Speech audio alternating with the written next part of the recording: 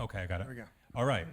So, ladies and gentlemen, Mark Sternberg, I would love, Mark, for you to just quickly go through your bio just to make sure everybody knows who's providing this Well, I'm perspective. happy to do that. Let me first thank Avi and Cecilia and everyone and all of you for having me here. Yeah.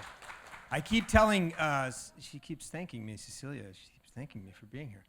I do not accept those things. I thank you for having me. And I've spent a very meaningful few days here in Israel and have been changed by it. I'm very moved by what I saw in the South earlier this week and what I see in this room today. I have to tell my mom I had my first bomb, whatever you call those. I'll tell her that tomorrow when I'm home. So I have a career in education. I started as a teacher right out of college. There we go. I still remember.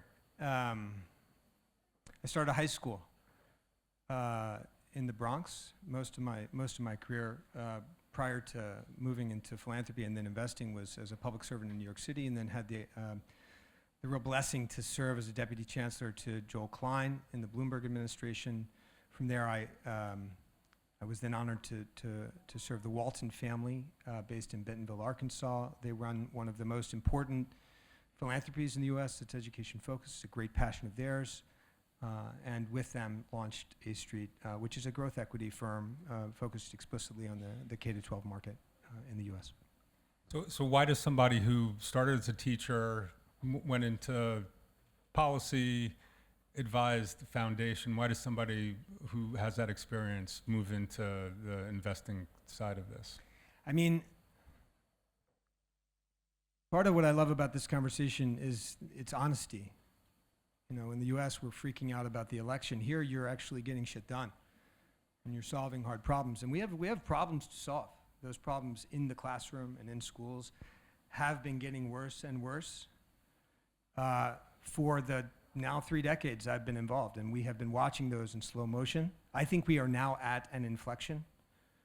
I think it is coming. I think it is, this room accepts that.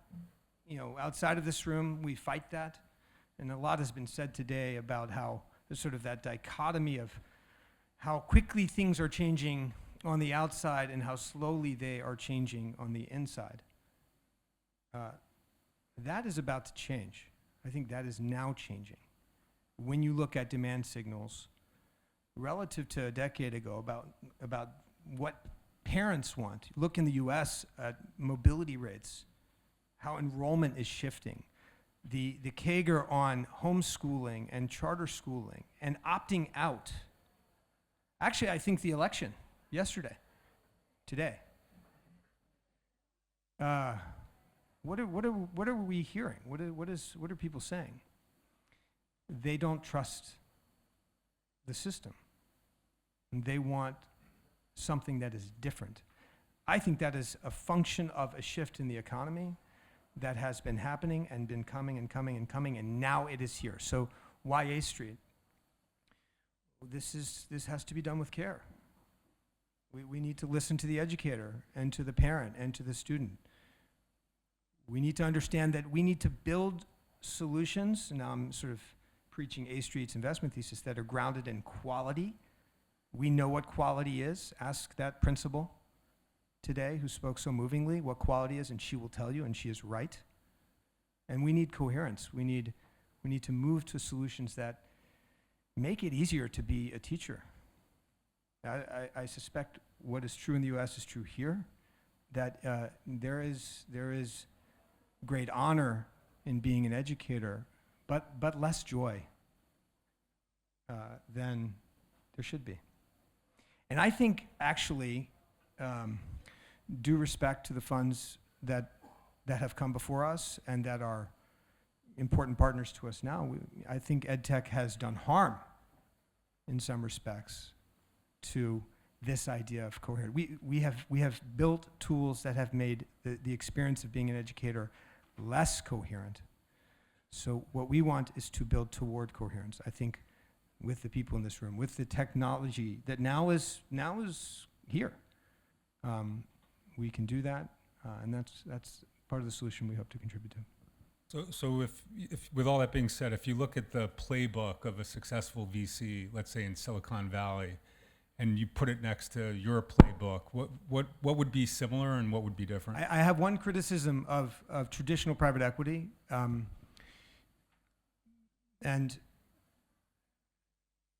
let me say like 9 nice things about private equity before I give my criticism.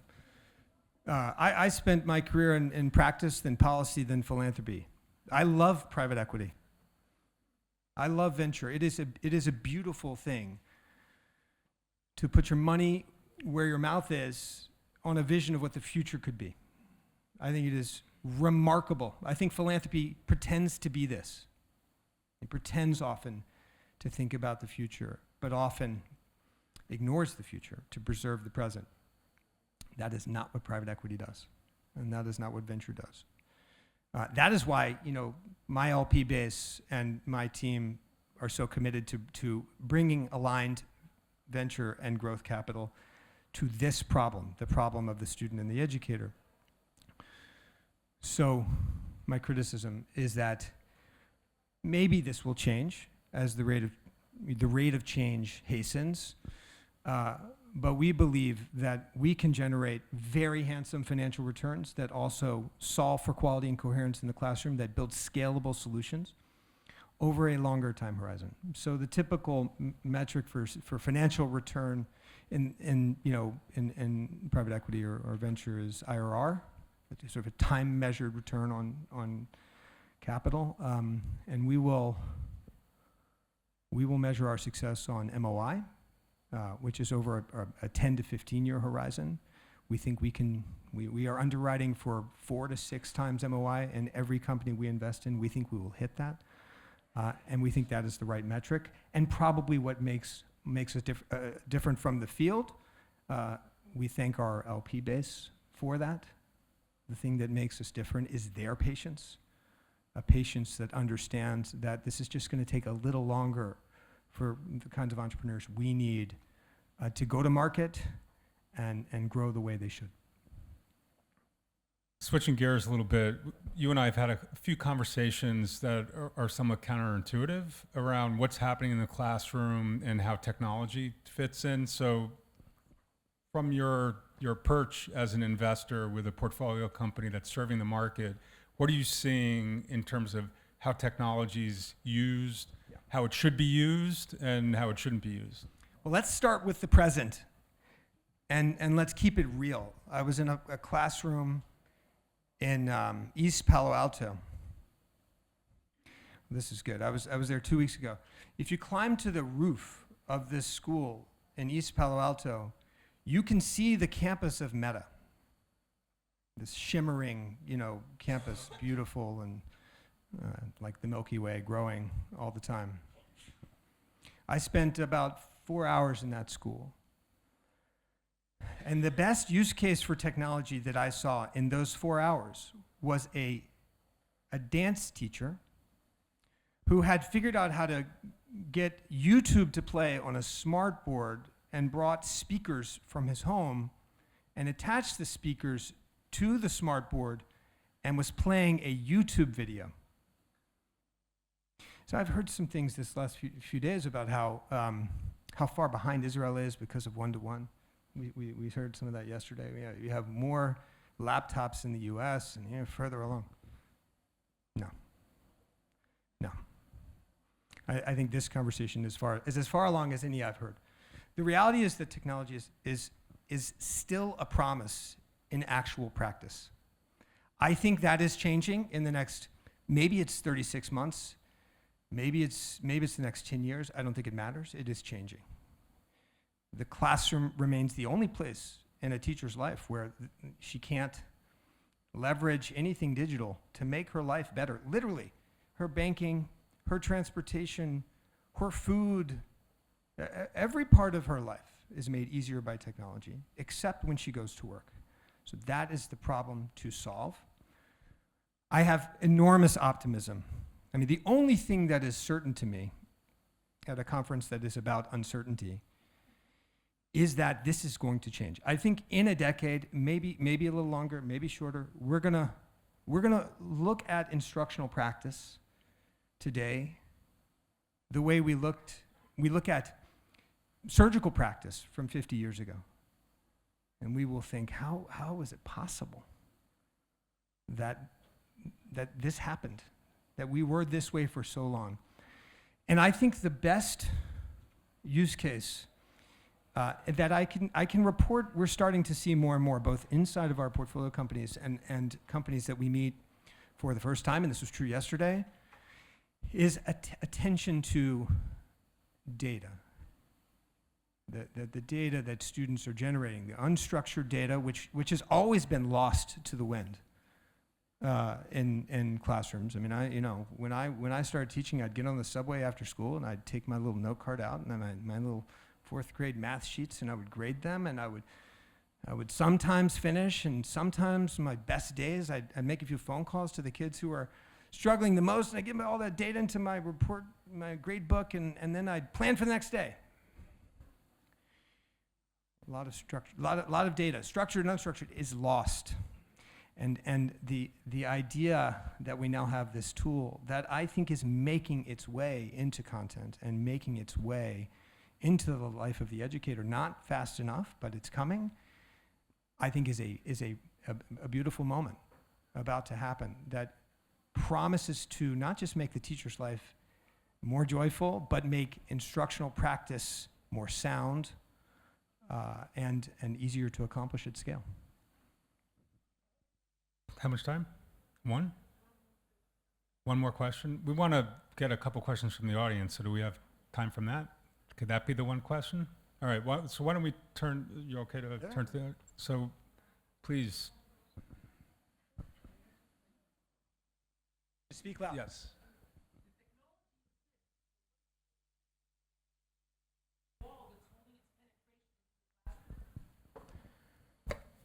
I mean,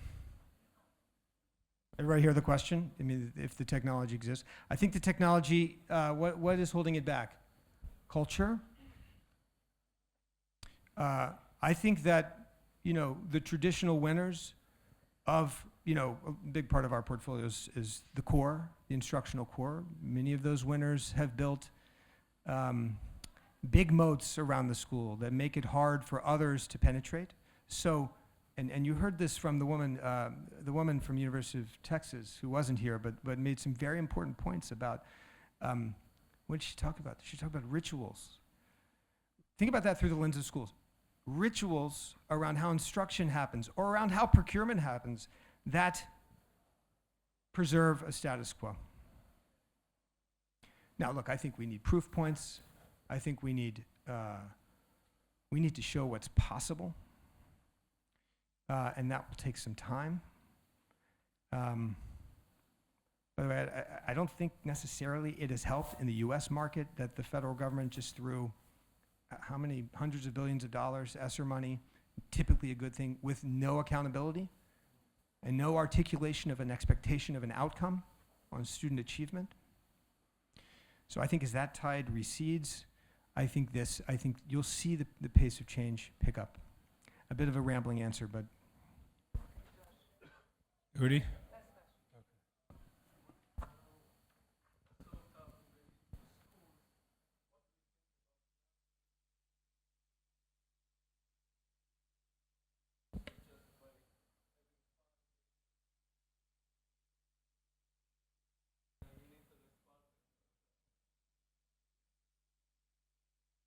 I mean, nothing is more important than playing games and having fun. I think, just to be honest about, the U.S. market, the U.S. school system, and Josh, I think agree, we have shortchanged our students. We don't have to choose between a joyful experience for them and a serious one, a rigorous one. And that's bigger than private equity and venture and this room. But I think if what we can do collectively is make it easier for an educator to be successful, I think we'll have more space and more time for all the things you're talking about, and I think they work quite well together. Tough. It's tough. It's such a fragmented market. And, I think what, the go-to-market motion that needed for that is a struggle, as many of the entrepreneurs in the room know. So happy to talk more about it. Thank you very much, guys. Thank you, Mark.